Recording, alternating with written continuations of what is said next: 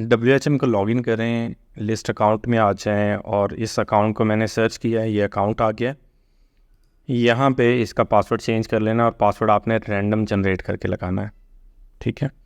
और अगर आपको नहीं पता तो इसके सी पैनल में आ जाएं, ईमेल में आ जाएं, यहाँ पे क्रिएट का ऑप्शन है, इस पे आ जाएं और यहाँ से एक पासवर्ड जनरेट कर लें। ये पासवर्ड हमने यहाँ पे लगा दिया। उसके बाद हमने इसको कर देना है चेंज, ठीक है।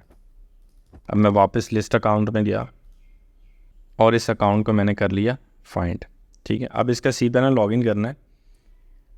सी पैनल लॉगिन करने के बाद फाइल मैनेजर में आ जाएं।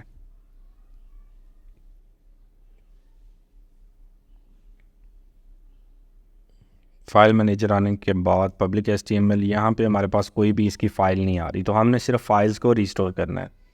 फाइल्स को रिस्टोर करने के लिए सी पैनल में आ जाएं, यहाँ पे जेट बैकअप की ऑप्शन है, इस पे आ जाएं और यहाँ पे हमने चेक करना है कि पुरानी डेट्स में हमारे पास कौन कौन से बैकअप अवेलेबल हैं और उन बैकअप्स के अंदर किस में फ़ाइल्स अवेलेबल हैं। तो आपने सिर्फ होम डायरेक्टरी में जाना है। होम डायरेक्टरी में जाने के बाद हम 2 जुलाई का बैकअप चेक कर लेते हैं। चेंज फाइल सिलेक्शन पे क्लिक करें और ये लोड हो गया। यहाँ से पेज साइज़ 50 करें,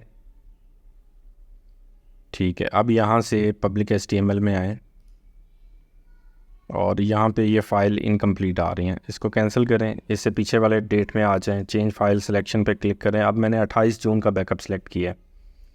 इसको भी वैसे ही पेज साइज़ 50 करें और स्क्रॉल डाउन करें, पब्लिक HTML में आ जाएं और यहाँ पे ये फ़ोल्डर आ रहे हैं, इन सबको सिलेक्ट कर लें, सिलेक्ट फाइल्स करें, रिस्टोरेशन पे लगा दें, ठीक है। और अगर यहाँ पे ज़्यादा ऑप्शन आ रही थी तो वो आपने उनको क्लोज़ कर देना है, सिर्फ फाइल्स का बैकअप रिस्टोर करना है। जैसे ही ये जो सेक्शन है कंप्लीट होगा तो हम वापस फाइल मैनेजर में जाएंगे, इसके कंप्लीट होने का वेट करते हैं, ठीक है। ये कंप्लीट हो गया। वापस सी पैनल में आएँ और फाइल मैनेजर में आ जाएं। ये हमारी फ़ाइलें सारी वापस आ गई हैं। अभी इसमें कोई भी वायरस नहीं शो कर रहा। अब ये वेबसाइट हैक कैसे हुई है, क्योंकि आपने इसकी कोई भी जो थीम और प्लगइन है वो अपडेटेड नहीं होंगे। अब मुझे कैसे पता है? वर्ड पे कंटेंट में आए, अपडेट आप थीम फोल्डर में आए। अब यहाँ पे देखें, ये पहले तो इतनी सारी थीम पड़ी हुई हैं। वेबसाइट में तो एक ही थीम चल रही है, एक से एक के अलावा कोई और थीम तो चल नहीं रही होती। तो जो थीम आप यूज़ कर रहे हैं सिर्फ उस थीम को रखें और बाकी सारी डिलीट कर दें। उसके बाद अगर हम प्लगइन्स की बात करें तो प्लगइन में तो ये कोई ज़्यादा प्लगइन नहीं है, लेकिन ये वर्डप्रेस फाइल मैनेजर वाला प्लगइन आपने किसी भी वेबसाइट में यूज़ नहीं करना। इसको हम कर देते हैं डिलीट। अब वापस चलते हैं सी पैनल में और हम इसका जो वर्डप्रेस एडमिन है उसको करते हैं लॉगिन। तो वर्डप्रेस पे क्लिक करें, आगे ये सेक्शन आ जाएगा वर्डप्रेस का। यहाँ से वर्डप्रेस आइकन के ऊपर क्लिक करें तो यहाँ पे ये हमारी वेबसाइट आ गई है। इसको हम करते हैं लॉगिन। लॉगिन करने के बाद ये एरर दिखा रहा है, ठीक है।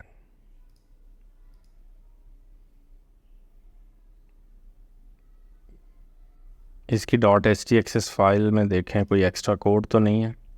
.htxs फाइल में ये कोड एक्स्ट्रा है, इसको करें डिलीट। ये आपने कोई कस्टम सिक्योरिटी प्लगइन यूज़ किया हुआ है, all in one security plugin, उसका कोड है। इसको फ़िलहाल मैं डिलीट करके सेव कर रहा हूँ। देन दोबारा देखते हैं ये लॉगिन होता है या नहीं। ठीक है, वापस आएँ, यहाँ से दोबारा इसको लॉगिन करें और ये डैशबोर्ड आ गया। अब डैशबोर्ड में हमारे पास 6 अपडेट्स आ रही हैं, ठीक है। लेकिन उससे पहले हमने देखना है कि हमारी इस वेबसाइट के ऊपर थीम कौन सी चल रही है। तो अपीयरेंस में आए, थीम पे आए, हमारी इस वक्त इनफोल्ड थीम एक्टिव है और बाकी थीम्स हमने यूज़ नहीं करनी, तो इनफोल्ड को रहने दें और बाकी सारी हम सेलेक्ट करके डिलीट कर रहे हैं, ठीक है।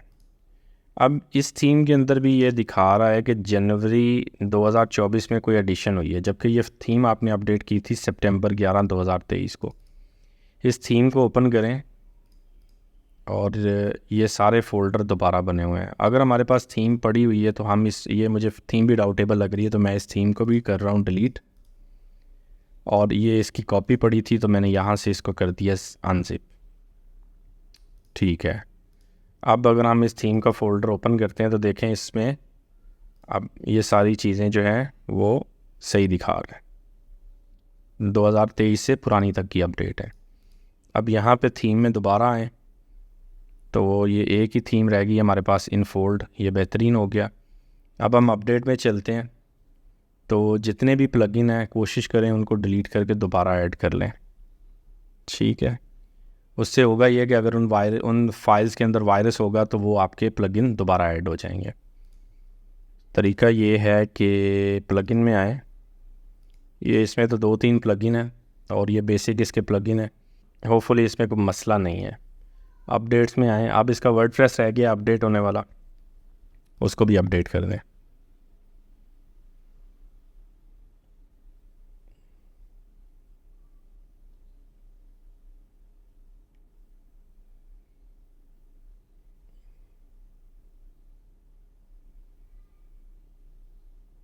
ठीक है, वर्डप्रेस अपडेट होने के बाद अब इसमें 8 कमेंट्स आए हुए हैं। कमेंट सेक्शन को भी सिक्योर करना है। ये सारे स्पैम के स्पैम हैं।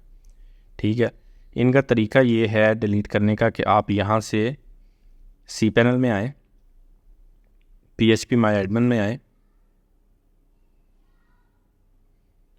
और यहाँ से आपने ये इसकी डेटाबेस सेलेक्ट करनी है। डेटाबेस सेलेक्ट करने के बाद इसमें आपने सर्च करना है कमेंट्स। ये 2 टेबल होते हैं, कमेंट्स मेटा और कमेंट्स, इन दोनों को सिलेक्ट करें। यहाँ से इसको सिलेक्ट करें एम्प्टी और इसको प्रोसीड कर दें। ये कमेंट्स डिलीट करने से आपका जो वर्डप्रेस है ये सिक्योर नहीं होगा। आपने प्लगइन में आना है, इंस्टॉल्ड प्लगइन में आना है। ये वाला प्लगइन आपने एंटी स्पैम प्रोटेक्शन आपने एनेबल कर देना है। ये एनेबल करने से कुछ भी नहीं होगा, इसके अंदर की भी लगानी पड़ती है। अगर आप सेटिंग में जाएं तो ये यहाँ पे की मांग रहा है, तो इसकी वेबसाइट पर रजिस्टर होकर एक की जनरेट कर लें। वो की आप सारी वेबसाइट में यूज़ कर सकते हैं, या फिर आप ये वाली की जो है इसको कॉपी कर लें और आप इसको अपने नेक्स्ट प्रोजेक्ट के लिए भी इस्तेमाल कर सकते हैं। ठीक है, अब मैंने इसको एक्टिव कर दिया है। अब ये प्लगइन एक्टिव करने के बाद भी अभी भी आपने कुछ और सेटिंग्स हैं जो आपने करनी है। वो आपने आना है सेटिंग्स के अंदर डिस्कशन में, और यहाँ पे अलाउ पीपल टू, इसको आपने अनचेक करना है। जो बंदा कमेंट कर रहा है वो मस्ट रजिस्टर हो, लॉगिन करे, देन कमेंट करे। एनी वन को आपने अनचेक कर देना है। मैनुअल अप्रूवल आपने ऑन कर देनी है और इसके बाद आपने इसको कर देना है सेव। सेव करने के बाद अब आपने आना है यूज़र, ऑल यूज़र के अंदर, और यहाँ पे देखना है कोई एक्स्ट्रा यूज़र तो नहीं बना हुआ। अगर बना हुआ है तो उसको डिलीट करना है, और जो करंट आपका एडमिनिस्ट्रेटर है उसको एडिट करना है। एडिट करने के बाद इसका पासवर्ड आपने चेंज करना है। पासवर्ड चेंज करने के बाद अपडेट कर देना है।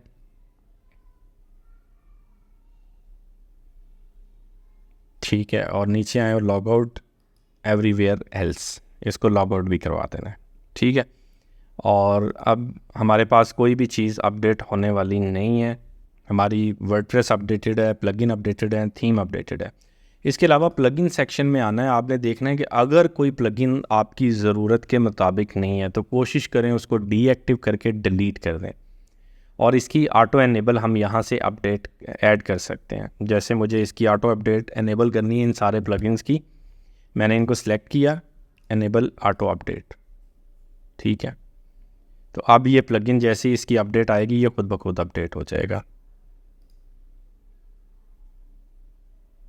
ठीक है, ये हमारा वर्डप्रेस भी अप टू डेट हो गया है, थीम भी हमने अपडेट कर दी है और प्लगइन भी हमारे अपडेट हो गए हैं। एक काम आपने और करना है, फाइल मैनेजर में आने के बाद यहाँ पे देखना है कि ये जो एक्स्ट्रा फोल्डर बने हुए हैं ना, इनको आपने कर देना है डिलीट। ये एरर लॉग फाइल भी डिलीट कर दें, मसला नहीं है। उसके बाद वर्ड पे कंटेंट में आए और यहाँ से मेंटेनेंस, अपग्रेड, ये वाला और ये वाला, ये सारी फाइलें डिलीट कर दें। एक दफ़ा वेबसाइट को भी ओपन करके चेक कर लें हो रही है। और अगर इसके इंटरनल लिंक ओपन करने के ऊपर नॉट फाउंड कर रहा है तो आपने एडमिन के अंदर आना है, सेटिंग परमालिंक्स, इस पर क्लिक करना है और यहाँ से ये बाय डिफ़ॉल्ट सिलेक्टेड है, आपने सिर्फ इसको सेव सेटिंग करना है। अब ये सारी सेटिंग करने के बाद वापस आपने यहाँ पे आना है और सी पैनल में आने के बाद आपने वर्डप्रेस में आ जाना है।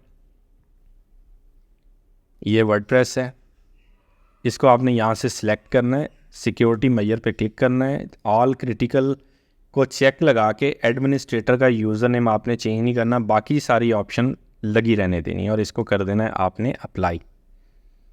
अब ये करने से होगा क्या कि यहाँ पे अगर आप इसको रीओपन करते हैं तो ये काफ़ी सिक्योरिटी इन्हेंसमेंट आपके वर्डप्रेस के ऊपर अप्लाई कर देता है। ये कोड 2 बार आ रहा है तो इसमें से एक को अगर आप डिलीट भी कर देंगे तो मसला नहीं है, ठीक है। अभी भी आपने वेबसाइट पे चेक करना है, देखना है कोई इंटरनल लिंक्स इसके नॉट फाउंड पे तो नहीं जा रहे। कॉन्टैक्ट पेज ओपन करके देख लें, उसमें भी नॉट फाउंड पे तो नहीं जा रहा, ठीक है। सारी वेबसाइट वर्किंग है। ये सारे प्रोसेस आपने 1 बाय 1 अपनी सारी वेबसाइट के ऊपर अप्लाई करने हैं।